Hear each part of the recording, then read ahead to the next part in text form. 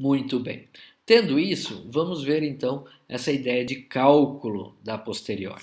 Se a gente calcular a posteriori de todas as hipóteses possíveis do meu problema, a gente vai verificar qual é aquela que tem a maior probabilidade posteriori, a gente encontra a hipótese com probabilidade a posteriori máxima. Isso parece bastante intuitivo, certo? Só vamos entender o que a gente faria se nós estivéssemos trabalhando dessa maneira. Bom, vou voltar a considerar como sendo hipótese uma árvore de decisão, porque por enquanto é o único classificador que nós conhecemos.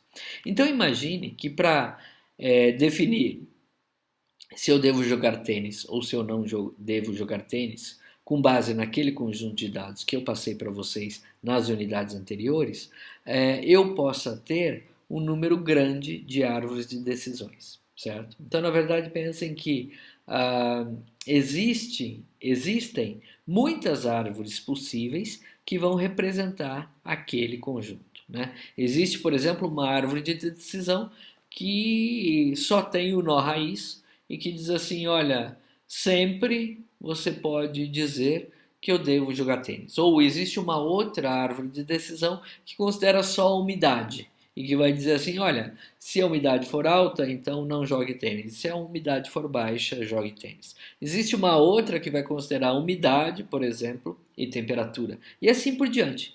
Então, todas as combinações possíveis aí das variáveis envolvidas no meu problema, elas podem ser usadas para se construir diferentes árvores de decisão. E por enquanto eu não estou dizendo qual delas é a melhor árvore de decisão, certo? Mas eu simplesmente pegaria todas as hipóteses possíveis, ou seja, todas as árvores de decisão que fossem possíveis de serem construídas partindo-se daquele conjunto de dados e não necessariamente usando nenhum algoritmo específico. Então, eu não ia usar o ID3 ou C4.5, ia simplesmente montar todas as árvores possíveis, tá? E aí, se eu pegasse cada uma dessas árvores, que faz parte do conjunto de todas as árvores possíveis, e de alguma maneira calculasse qual é a probabilidade dela acontecer, dado que eu conheço aquele conjunto de dados, então se eu fizesse isso para todas elas, eu poderia comparar então a probabilidade de cada uma, certo? E comparando a probabilidade de cada uma, eu teria a hipótese então mais provável a posteriori, que seria aquela com a maior probabilidade a posteriori. Então essa hipótese MAP, essa hipótese de máxima a posteriori, seria calculada através da utilização do argumento que maximiza essa probabilidade. Então, a hipótese ou a árvore de decisão que eu puser aqui e que trouxer ou que transformar esse cálculo aqui da probabilidade no maior possível, ela vai ser a hipótese máxima posterior. Para fazer isso, eu posso usar o teorema de Bayes, que a gente acabou de ver na transparência anterior. Então, a probabilidade da hipótese ser verdadeira dado o conjunto de dados, ela pode ser calculada pela verossimilhança disso, ou seja, a probabilidade do conjunto de dados ser verdadeiro dado a hipótese, multiplicado pela probabilidade da hipótese, certo? Dividido pela probabilidade dos dados. Entendam que para eu tentar usar nesse meu exemplo, calcular qual é a árvore de decisão mais provável, eu estaria usando sempre o mesmo conjunto de dados. Significa então que não interessa qual seja essa probabilidade aqui, ia ser sempre uma constante, sempre o mesmo valor para cada árvore que eu fosse testar. Então eu não preciso disso e posso jogar fora, isso é bom, porque eu posso descartar esse termo da probabilidade de D, certo? Que é uma probabilidade difícil de calcular, então eu jogo fora. E o cálculo de qual é a minha árvore mais provável a posteriori pode ser calculada como sendo a hipótese ou a árvore que maximiza esta multiplicação aqui, da probabilidade do conjunto de dados dado a hipótese, vezes a probabilidade da hipótese. Percebam que, para calcular a probabilidade do conjunto de dados dado a hipótese, eu posso tentar identificar quantas vezes a minha hipótese, ou seja, a minha árvore, acerta em instâncias desse meu banco de dados. Ou seja, qual a probabilidade desse meu banco de dados acontecer daquela maneira que ele está lá, ou seja, cada dia sendo classificado como jogue tênis ou não jogue tênis, tá? Se eu estivesse usando a minha árvore de decisão. Então eu podia fazer essa contagem de quantas vezes ele acertou, dividia pelo número total de exemplos que eu tenho e podia usar isso como uma estimativa da probabilidade desse conjunto de dados acontecer, dada a minha hipótese. Vezes a minha probabilidade de H, quer dizer, a probabilidade da minha hipótese, que seria qual a probabilidade de eu ter uma árvore de decisão específica. E aqui, eu já comentei com vocês, é difícil calcular, em alguns casos a gente não vai saber qual é a probabilidade de uma árvore de decisão acontecer, então a gente inicia ou chuta isso como sendo todas as árvores de decisão equiprováveis. Então elas têm a mesma probabilidade. Se eu tenho 100 árvores de decisão possíveis, então eu vou dizer que a probabilidade de cada uma delas é 1 sobre 100, por exemplo. Tá? Isso para quando eu não sei definir qual é essa probabilidade. A gente vai ver que quando eu não sei definir qual é essa probabilidade, isso vai ter um impacto nesse cálculo, mas é isso que a gente faz. Tá bom?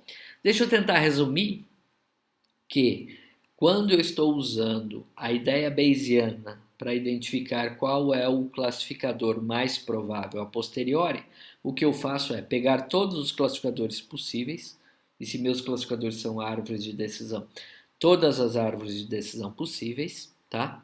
E tento calcular a probabilidade de cada uma delas acontecer, e depois conto quantas instâncias elas acertariam no meu conjunto de dados, certo? E pego aquela então que mais acertaria no meu conjunto de dados. É assim que eu vou fazer o cálculo pela máxima a posteriori. Tudo bem?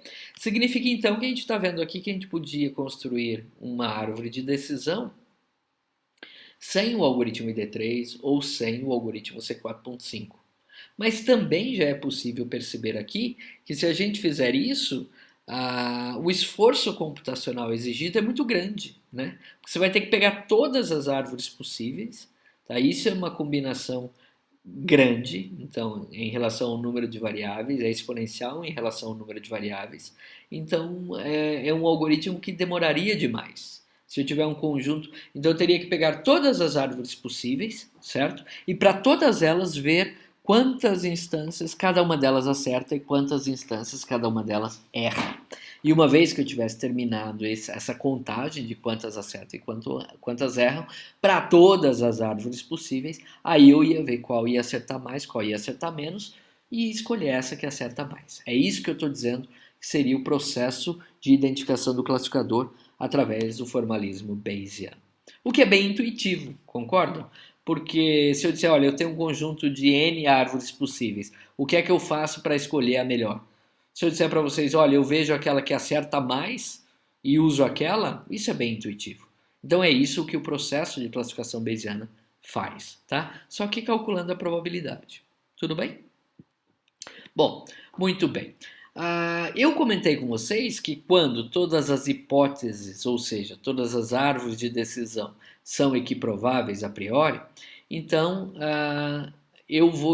significa que eu não estou sabendo, por exemplo, qual é a probabilidade de cada uma, então chuto que todas elas são equiprováveis.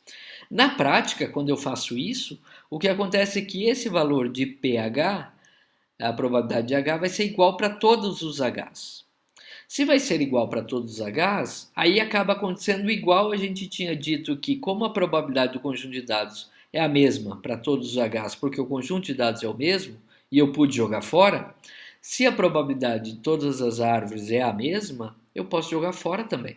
E posso simplesmente fazer o cálculo dessa minha hipótese mais provável com base em quem?